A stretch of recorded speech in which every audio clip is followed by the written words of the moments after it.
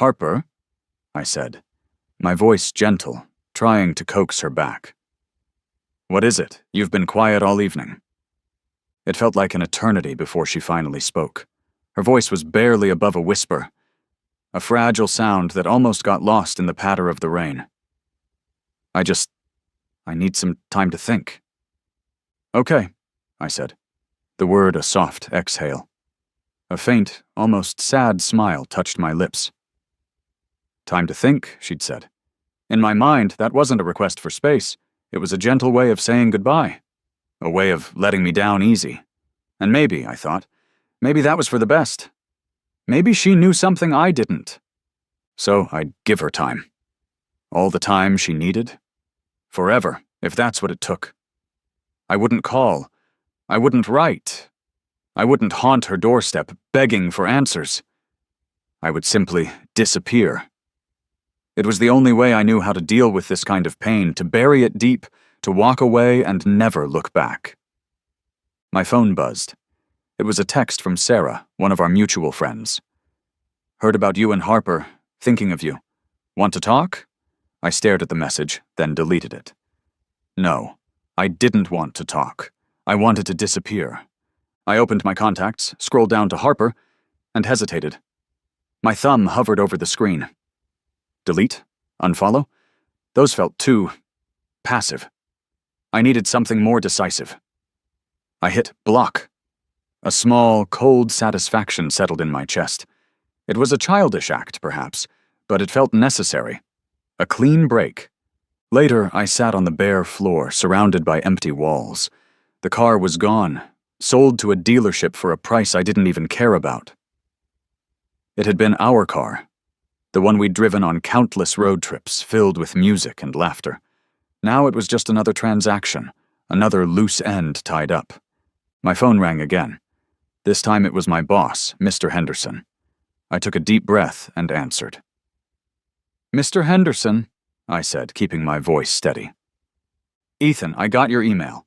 Are you serious about this? Quitting? Just like that?" His voice was a mix of disbelief and concern. "Yes, sir, I'm afraid so.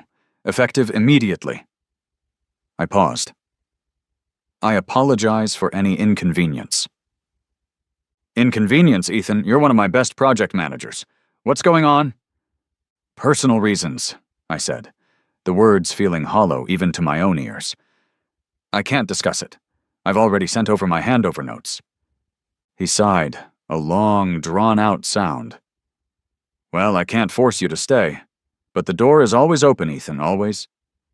"Thank you, sir," I said, and hung up. That was it. No job, no car, no Harper, just nothing. The next morning I left the keys with Mrs. Rodriguez, the elderly neighbor who always watered our plants when we were away. "For the landlord," I said, handing her the keys and a small sealed envelope. "Leaving so soon, dear?" she asked, her eyes filled with concern. "Yes, ma'am," I replied, forcing a smile. "New adventures." She patted my hand. "You take care of yourself, Ethan." The highway stretched out before me, an endless ribbon of asphalt unwinding through a blur of landscapes. Days bled into weeks, weeks into months. I slept in cheap motels, the kind with flickering neon signs and paper-thin walls. I ate greasy diner food, the taste of it barely registering. I was a ghost, drifting through the country, unseen, unacknowledged. I worked odd jobs, dishwashing in a smoky diner in Nevada, where the waitress called me honey, and the coffee tasted like burnt dirt. Construction in Arizona, hauling lumber under a scorching sun, the physical exertion a welcome distraction. I kept a journal, a small, leather-bound book, but the entries were terse, factual. July 12th. Drove 300 miles. Gas, $45. Motel, $30. No emotions, no reflections. Just a record of my escape. I avoided cities, sticking to back roads and small towns. I grew a beard, let my hair grow long and shaggy. I was becoming someone else, someone unrecognizable, even to myself. It was a deliberate act of erasure. One entry, scrawled in the middle of the night in a motel room in Utah, was just a single word, repeated over and over. Why? Why? Why? But I quickly scratched it out, tearing the page from the journal and burning it in the ashtray. I couldn't afford to ask why. I just had to keep moving. It was a late afternoon in autumn when I stumbled upon the town. I wasn't even sure what state I was in anymore. I'd been driving for hours, following a winding mountain road that seemed to lead nowhere. Then, the trees opened up, and I saw it. A small valley, nestled between towering peaks, their slopes ablaze with the colors of fall. The town itself was small, just a few streets lined with quaint wooden buildings. It looked like something out of a postcard, picturesque and untouched by time. I felt a pull, a strange sense of peace I hadn't experienced in months. I found a diner, a rundown place called The Hungry Bear.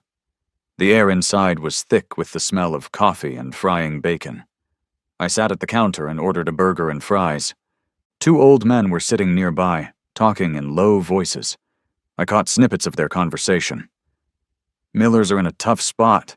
Lodge is falling apart and can't afford to fix it. The Millers. The Lodge. Something about it piqued my interest. Maybe it was the desperation in their voices, or maybe it was just the need to stop running, to find something to anchor myself to. "Excuse me," I said to the waitress, a plump woman with a kind smile. "I overheard those gentlemen talking about the Millers. What's the story?"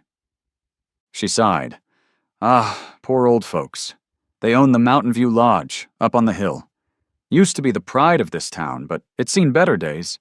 They're too old to keep up with it, and they're drowning in debt." "Is it for sale?" I asked, the question surprising even myself. She shrugged. "Doubt they'd find a buyer. It needs a lot of work."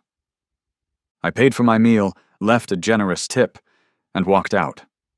I found a boarding house, a creaky old Victorian building with a vacancy sign hanging crookedly in the window. I paid for a week in cash.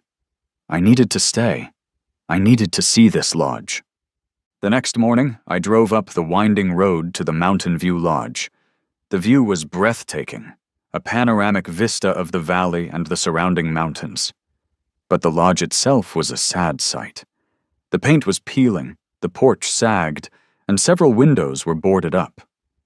It had a grandeur to it, a faded elegance, but it was clearly in desperate need of repair. I parked my truck and walked up to the front door. I hesitated, then knocked. A few moments later, the door creaked open, and an elderly woman peered out. She had kind eyes, but her face was etched with worry. "Can I help you?" she asked, her voice a little shaky. I heard you might be needing some help with the lodge," I said, feeling awkward.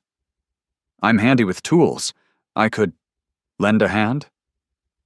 She looked me up and down, her eyes narrowed with suspicion. "We can't afford to pay anyone," she said bluntly. "I'm not looking for pay," I replied. "Just room and board, maybe?" She studied me for a long moment, then nodded slowly. "Come in," she said, opening the door wider. "I'm Martha Miller, and this," she gestured to a tall, thin man standing behind her, "is my husband, George." George Miller extended a hand, his grip surprisingly strong. "You looking for work, son?" "Something like that," I said, shaking his hand. "I'm Ethan." I spent the rest of the day working alongside the Millers. I started small, fixing a broken window, patching a hole in the roof, clearing debris from the yard. I found a rhythm in the work, a solace in the physical exertion. It was a way to quiet the noise in my head, to focus on something tangible, something real. Martha watched me work, her initial suspicions slowly melting away. "You're a good worker, Ethan," she said, offering me a glass of lemonade. "Where'd you learn to do all this?" "Here and there," I said vaguely. "Picked it up along the way." George chuckled. "A man of mystery, eh?" I smiled, a genuine smile, the first one in a long time. "Something like that." By the end of the week, I was practically living at the lodge. I ate meals with the Millers, listened to their stories, and felt a sense of belonging I hadn't realized I was craving. They were good people, kind and generous, despite their hardships. And the lodge, it was more than just a building.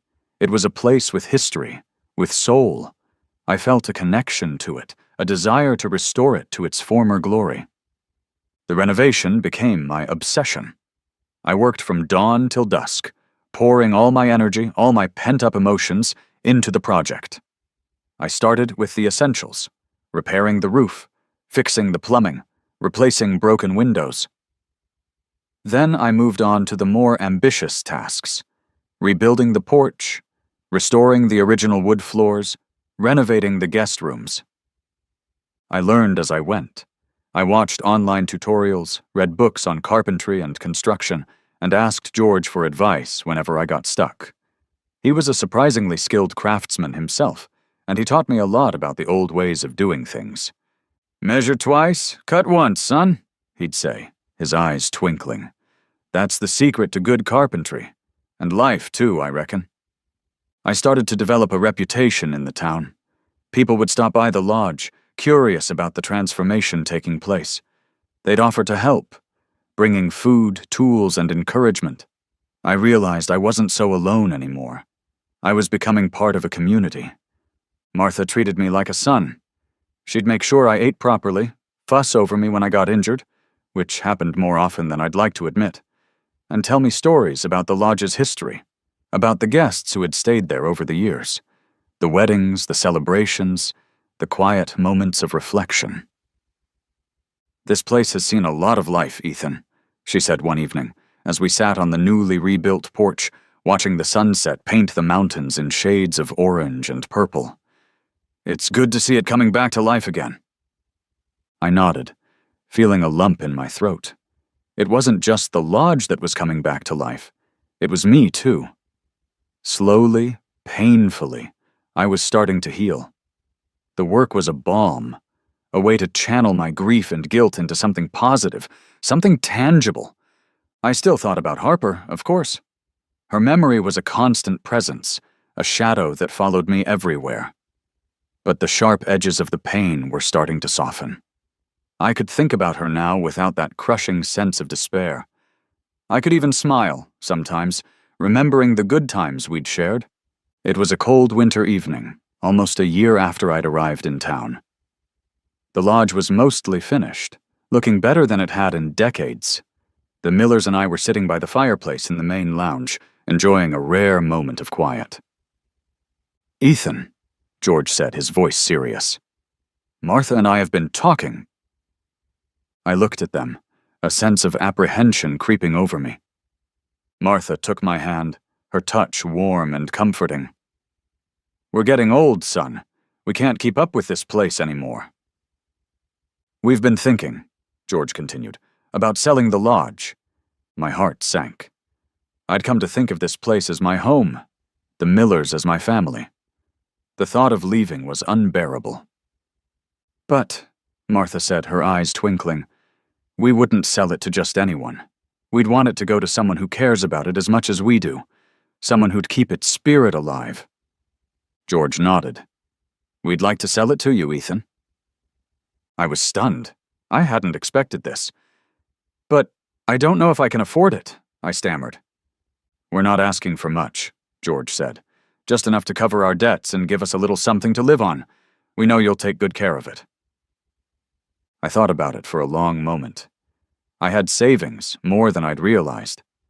My frugal lifestyle on the road, combined with the money I'd earned from odd jobs, had accumulated into a substantial sum. It was enough. I'd be honored," I said, my voice thick with emotion. "I'll do my best to make you proud." And so I became the owner of the Mountain View Lodge. The Millers stayed on, of course. They were part of the deal. They became my advisors, my confidants, my family. The lodge became my life's work. I poured all my energy into making it a success. I had a knack for hospitality, it turned out. I understood what people were looking for. a place to escape, to reconnect with nature, to find peace and quiet. I expanded the lodge, adding more cabins, each one carefully designed to blend seamlessly with the surrounding landscape. I built a restaurant, serving locally sourced food, prepared with simple elegance. I added a spa, offering treatments inspired by the natural world. I marketed the lodge as a haven of silence and seclusion, attracting guests from all over the world. Writers, artists, musicians, stressed-out executives, they all came seeking refuge from the noise and chaos of modern life. Word spread. The lodge was featured in travel magazines, on websites, in social media posts. I became known as the Mountain Man, the reclusive entrepreneur who had created a sanctuary in the wilderness. I eventually bought other properties in nearby mountain areas, carefully selecting locations that offered the same sense of tranquility and natural beauty. I built a small chain of silent mountain resorts, each one reflecting my commitment to simplicity, sustainability, and serenity. I became wealthy, far wealthier than I'd ever imagined. But money was never the motivation. It was a byproduct of my passion, my dedication to creating spaces of peace.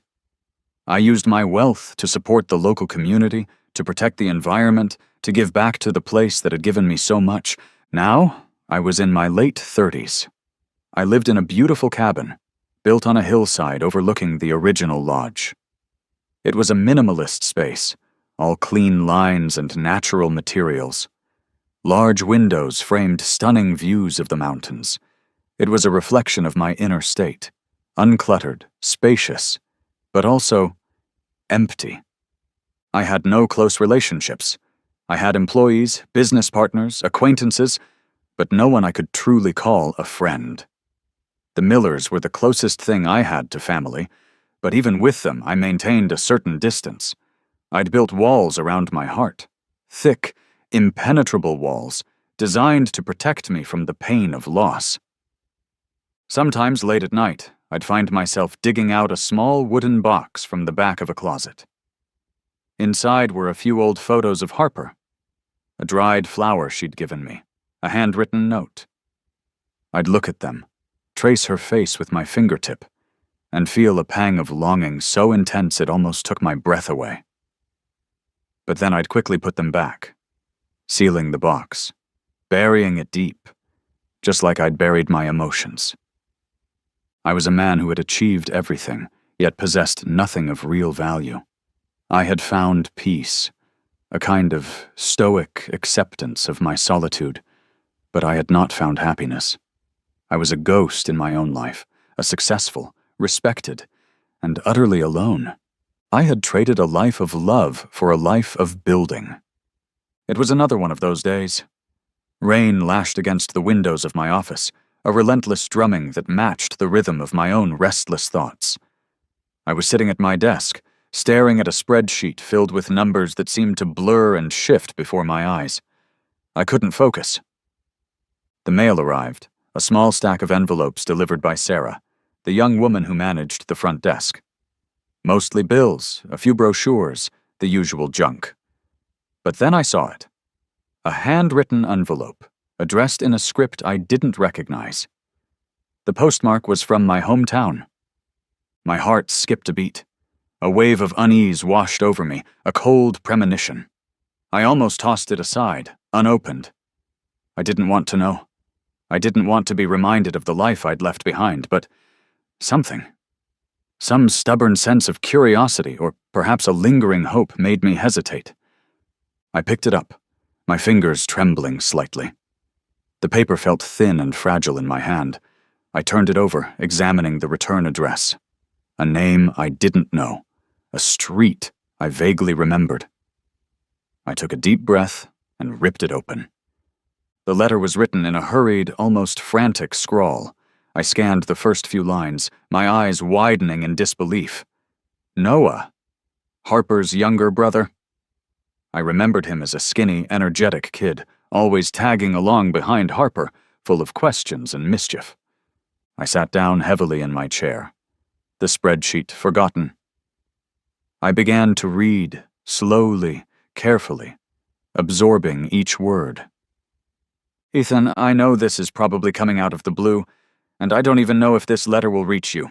I've been trying to find you for months. I hope this address is still correct. It's about Harper. She's gone. She disappeared 3 years ago. The police investigated, but they couldn't find anything. The case went cold. I know you and Harper... It didn't end well, but I always hoped that you still cared about her. I'm desperate, Ethan. I've followed every lead, every dead end. I'm running out of options. I found some old social media posts, some mutual friends. That's how I tracked you down. I know it's a long shot, but I'm begging you. If you know anything at all, that could help me find her, please contact me. I'm including my phone number and email address. Please, Ethan. Please help me find my sister. She's all the family I have left. Noah. The letter slipped from my numb fingers and fluttered to the floor.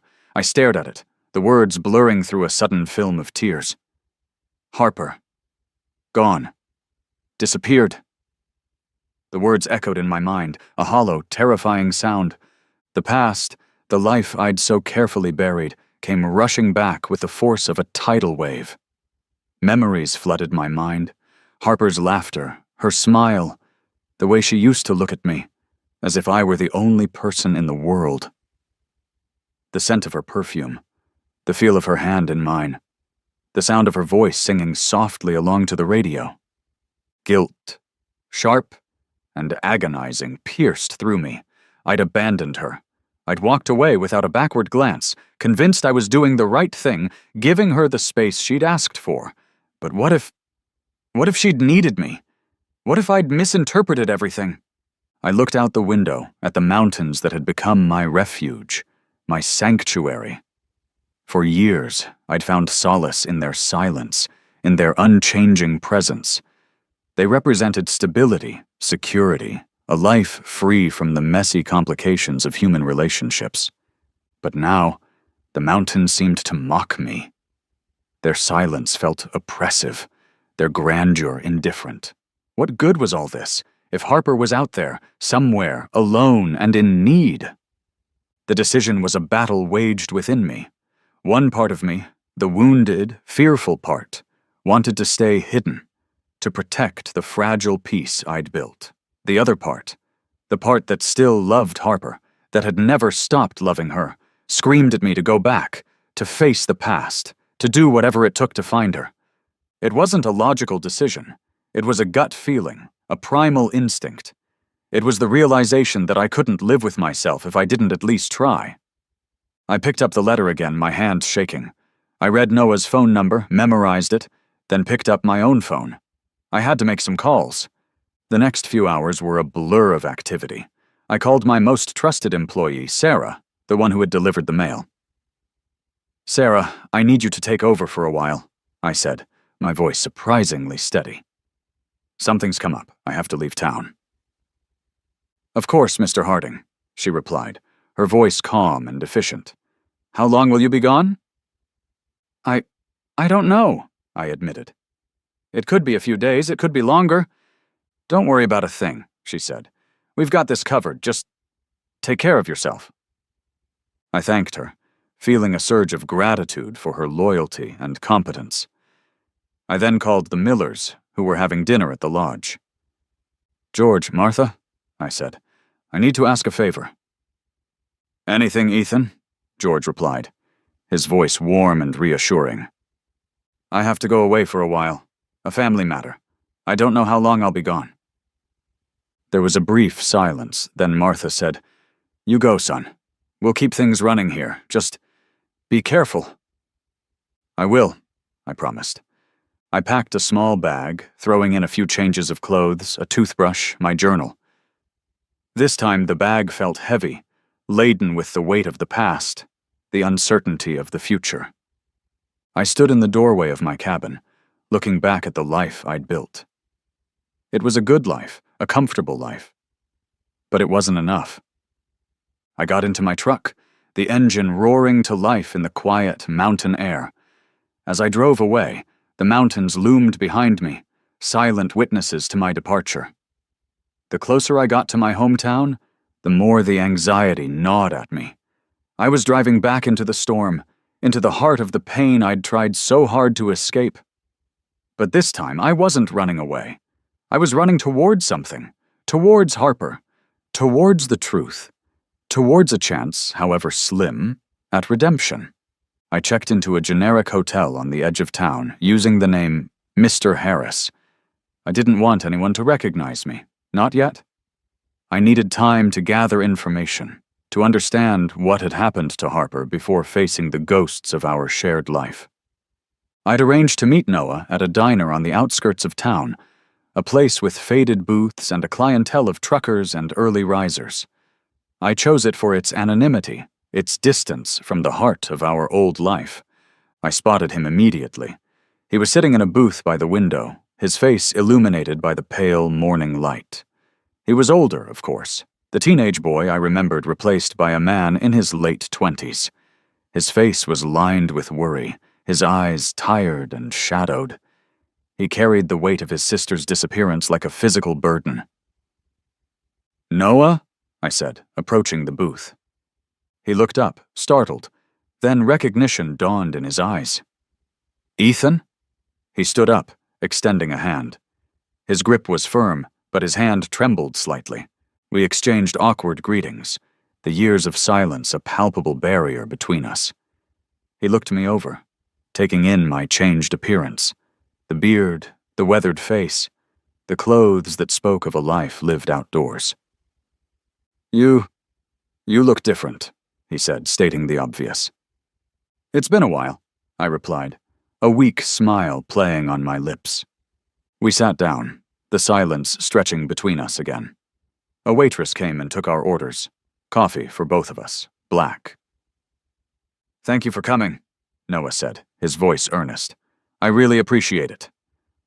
"I had to," I said, the words feeling inadequate. He nodded, understanding. He pulled a worn cardboard box from the seat beside him and placed it on the table. "I brought some of Harper's things," he said. "I thought, maybe you could look through them, see if anything rings a bell. The police, they didn't find anything." He explained the details of Harper's disappearance, his voice flat, reciting the facts like a well-worn script. She'd vanished without a trace, leaving behind her phone, her wallet, her keys. No signs of forced entry, no witnesses, no clues. The police investigation had gone cold months ago. They'd classified it as a voluntary disappearance, implying that Harper had simply chosen to leave. "I don't believe that," Noah said, his voice cracking with emotion. "She wouldn't just leave. Not without a word. Not without telling me." He looked at me, his eyes pleading. "You knew her, Ethan. You knew her better than anyone. Do you think she would have done that?" I met his gaze, feeling the weight of his question, the weight of my own guilt. "No," I said, my voice firm. "No, she wouldn't." He handed me the box. It was filled with Harper's belongings, her favorite books, a worn teddy bear, a collection of seashells, a stack of letters, and several journals. The scent of her perfume, faint but familiar, wafted up from the box, a ghost of her presence. It was like opening a time capsule, a portal to a past I thought I'd buried forever. Noah had arranged for us to meet with some of our old mutual friends, people who had known Harper and me as a couple. It was a painful, awkward process, walking back into a life I'd deliberately abandoned. We met Sarah, Harper's best friend, at a coffee shop. She looked shocked to see me, her eyes widening in disbelief. "Ethan, is that really you?" "It's me, Sarah," I said, managing a small smile. She hugged me, a tight, brief embrace. I heard about what happened," she said, her voice filled with a mixture of sympathy and unspoken accusation. "With Harper, I mean." We sat down, Noah joining us. Sarah told us about Harper's struggles after our breakup. She'd become withdrawn, depressed, losing interest in everything she used to enjoy. She'd dropped out of college, lost her job, and started isolating herself from her friends. "She never got over you, Ethan," Sarah said, her voice tinged with sadness. "She really loved you." Her words were like a punch to the gut. I felt a wave of guilt wash over me, a crushing sense of responsibility. We met with other friends, each encounter a variation on the same theme. They were surprised to see me, curious about my life, but also wary, hesitant to delve too deeply into the past. They all confirmed what Sarah had said. Harper had spiraled after our breakup. They spoke of her increasing isolation, her erratic behavior, rumors of a breakdown, whispers of mental health issues. "We tried to help her," one friend said, his voice filled with regret. "But she pushed us all away. She just shut down." Later that day, Noah took me to Harper's old apartment. He had kept paying the rent, hoping she would return, unable to bring to let go. "I haven't touched anything," Noah said, his voice hushed. I wanted it to be just as she left it." I walked through the apartment, touching objects gingerly, as if they might break at any moment. I saw her easel in the corner, a half-finished painting still on it. I saw her favorite mug on the kitchen counter, stained with coffee rings. I saw her handwriting on a notepad by the phone, a grocery list, a reminder to call her mother. It was overwhelming, the sheer ordinariness of it all, the evidence of a life lived, then abruptly abandoned. I felt a deep ache in my chest, a profound sense of loss, not just for Harper, but for the life we could have had together. I knew I had to see Harper's parents. It was the most difficult step, the one I'd been dreading the most. I knew they blamed me for what had happened to Harper. I knew they wouldn't welcome me with open arms. Noah was hesitant, but I insisted. "I need to talk to them," I said. "I need to understand what happened." We drove to their house, a large, imposing Victorian in the oldest part of town. It was a house I'd visited many times before, a place that had once felt like a second home. Now it felt cold and forbidding. Mrs. Miller opened the door, her face hardening when she saw me.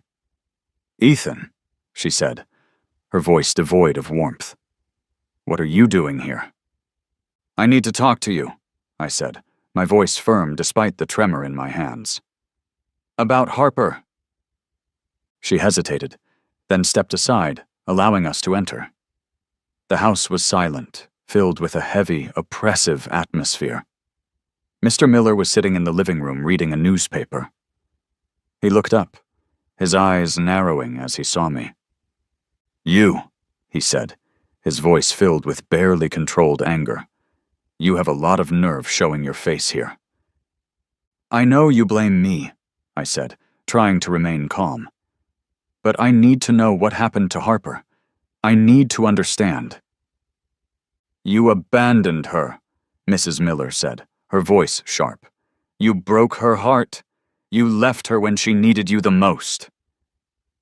"I didn't know," I said, the words feeling inadequate, hollow. "I didn't know she was struggling." "You should have known," Mr. Miller shouted, slamming his newspaper down on the coffee table. "You should have been there for her." The confrontation escalated quickly. They accused me of being selfish, of being insensitive, of being the cause of all of Harper's problems.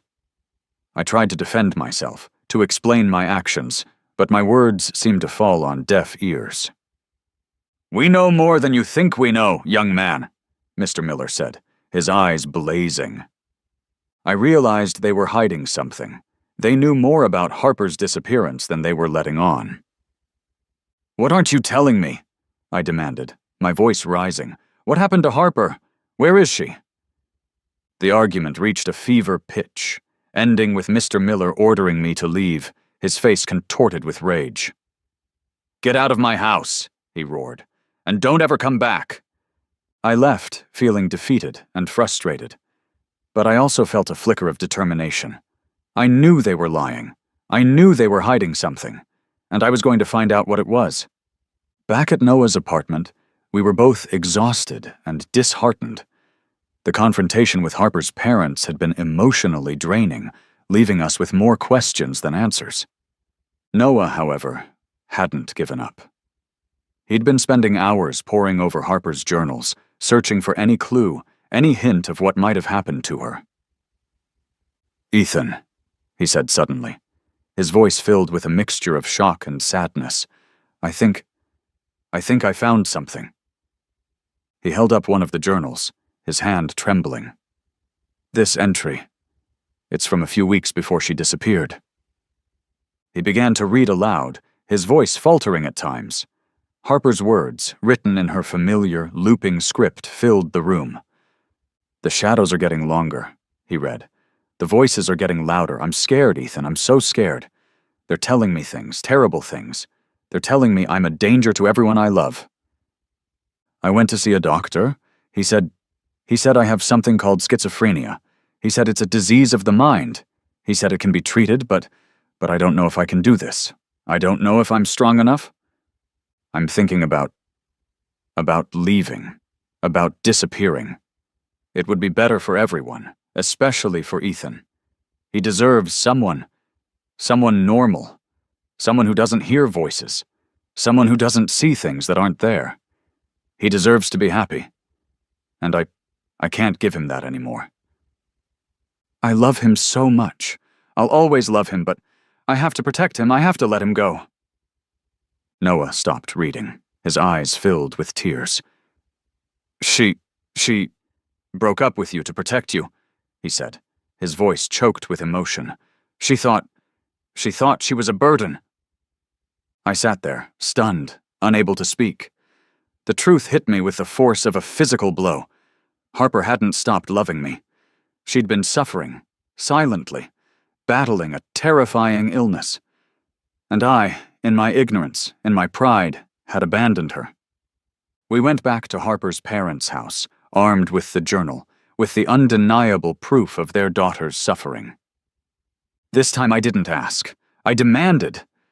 "You knew," I said, my voice cold and hard. "You knew about her illness. You knew why she broke up with me." They tried to deny it at first. They tried to bluster, to deflect, to blame me again, but I wouldn't let them. I showed them the journal entry, forced them to read Harper's own words. Finally, Mrs. Miller broke down, sobbing uncontrollably. Mr. Miller's face crumpled, his anger replaced by a look of utter defeat. "We were scared," Mrs. Miller confessed, her voice trembling. "We didn't know what to do. We thought we were protecting her."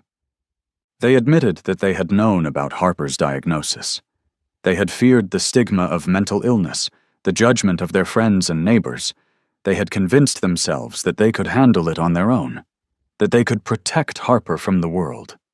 They revealed that they had forced Harper into treatment abroad, at a private clinic in Switzerland. They had told her it was a retreat, a place to rest and recover. They had intercepted her letters to me, destroying them to prevent me from contacting her, from interfering with their plans. We thought it was for the best," Mr. Miller said, his voice barely a whisper. "We thought we were doing the right thing." Their words were a twisted justification for their actions, a desperate attempt to absolve themselves of guilt. But I saw the pain in their eyes, the regret, the realization that they had made a terrible mistake. I felt a surge of anger, so intense it made me shake. I wanted to lash out, to scream at them, to make them feel the pain they had inflicted on Harper, on me. "You destroyed her life," I shouted, my voice raw with emotion. "You took away her choices, her freedom, her love. You kept us apart. You lied to me, you lied to her, you lied to everyone." But then, I saw the devastation in their faces, the utter hopelessness of their situation, and the anger began to dissipate, replaced by a profound sense of grief. I realized that Harper had never stopped loving me. She had sacrificed her own happiness to protect me, to shield me from the burden of her illness. And I, in my ignorance, had walked away, leaving her to face her demons alone. I sank to my knees, the weight of my guilt crushing me, I wept, openly, unashamedly, for the lost years, for the lost love, for the pain that Harper had endured. It was the first time I'd allowed myself to truly grieve, to feel the full force of my loss.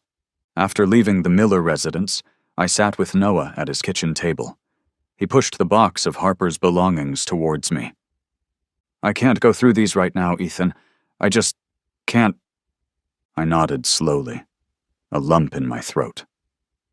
He left, and I sat alone with the box. I opened the letters, one by one. They were not addressed, but they were clearly meant for me. Harper's words were a window to her soul, and to our love. She wrote about the small joys, the mundane. She wrote about her fears, about the voices, but most of all, she wrote about hope. She talked about us, about what she dreamed we would do, the places we would see. "I saw a painting of a small cove today. It had a little house overlooking the sea. Can you picture us there, Eth? Maybe someday." I recognized the description. I had even bought her that painting. I knew now. There was a map in her head, a path she'd laid out, even in her darkest hours. I felt a glimmer of hope, the first real spark since receiving Noah's letter. The memory surfaced unexpectedly, a vivid image of a painting I'd given Harper years ago. It was a landscape, a depiction of a secluded cove on the coast. We'd stumbled upon it during a weekend trip, a hidden gem tucked away from the tourist crowds. It had become our place, a symbol of our shared love for the sea, for solitude, for each other. "Noah," I said, my voice urgent. "Do you still have that painting? The one I gave Harper of the coast?" He looked at me, puzzled. "I think so. It's in storage with some of her other things." "Why?" "I need to see it," I said. I think there might be something there." We drove to Noah's apartment, a small, cluttered space filled with boxes and memories. He found the painting, wrapped in bubble wrap, leaning against a wall. I carefully unwrapped it, my hands trembling with anticipation. It was exactly as I remembered it, a serene landscape, depicting a rocky cove, a crescent of sandy beach, and a small, white cottage perched on a cliff overlooking the sea. I examined the painting closely, running my fingers over the canvas, searching for anything unusual. And then I saw it. A tiny, almost invisible inscription, scratched into the paint on the back of the canvas, near the artist's signature. It was a line from a poem by E. E. Cummings, a poem we both loved, a poem about finding peace and solace in nature. "For whatever we lose, like a you or a me, it's always ourselves we find in the sea." My heart leaped. It was a message, a clue. Harper had left me a breadcrumb trail, a path to follow. She wanted me to find her. The drive to the coast was a blur of highway and anticipation. Noah was mostly silent, lost in his own thoughts, and I was grateful for the quiet. We checked into a small, rustic inn, the Seagull's Rest, the only one in the immediate vicinity. It was the kind of place with weathered shingles, creaky floors, and a view of the ocean that could steal your breath away. I couldn't sleep. I tossed and turned, replaying every conversation with Harper, every shared moment, searching for clues I might have missed, for any sign that I could have prevented her pain. The next morning we began our search. We showed Harper's photo, an older one, taken before the shadows had crept into her eyes, to anyone who would look. We started in the small villages that dotted the coastline, places with names like Ocean View and Sea Breeze, places that seemed to exist outside of time. We visited a rocky outcrop that jutted out into the sea, a place that mirrored a similar spot in the painting. I remembered a picnic we'd had there, years ago. Harper had packed a basket with cheese, bread, and wine.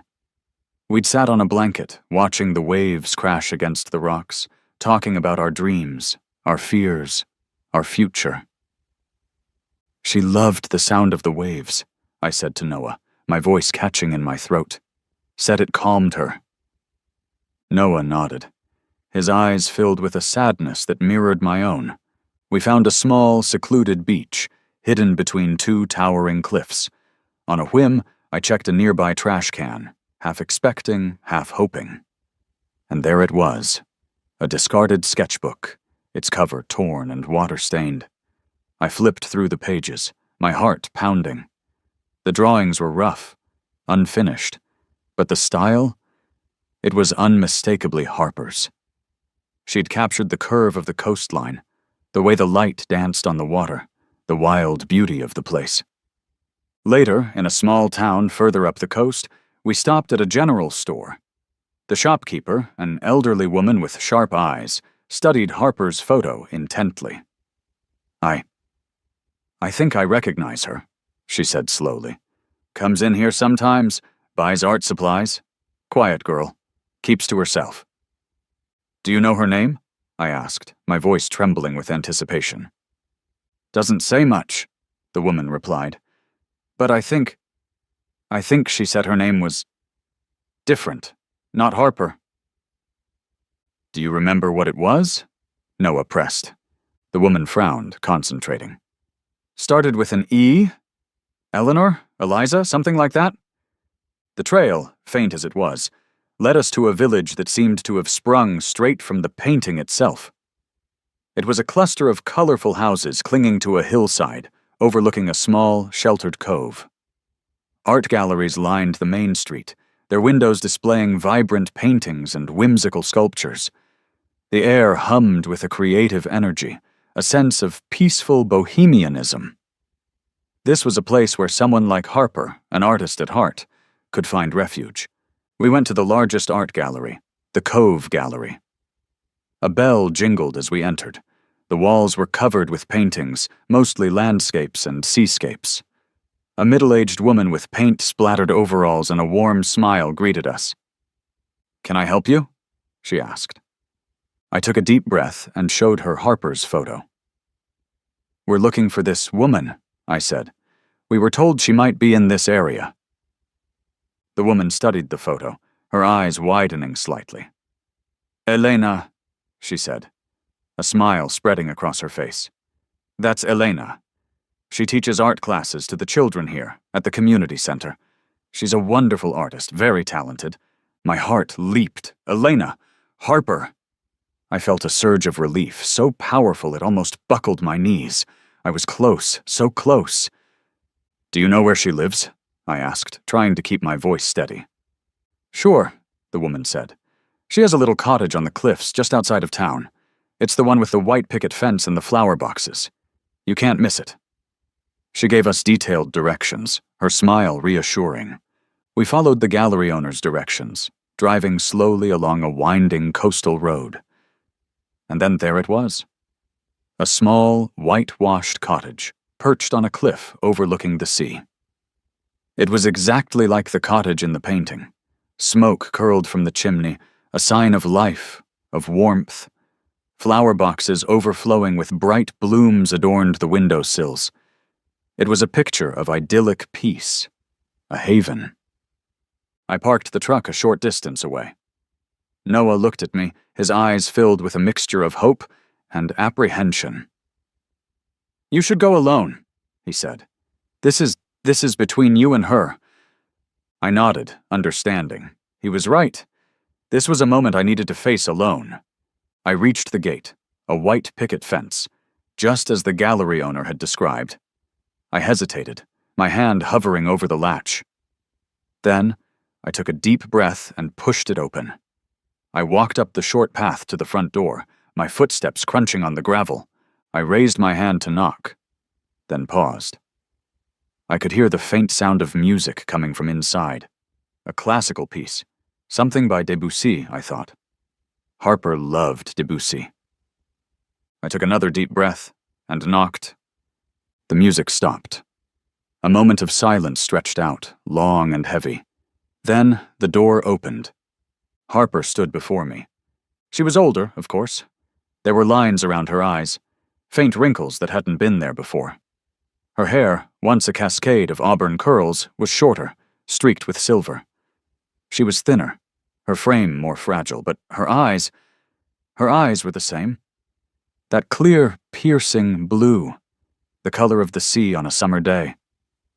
They were the eyes I had fallen in love with, the eyes that had haunted my dreams for years. She recognized me instantly.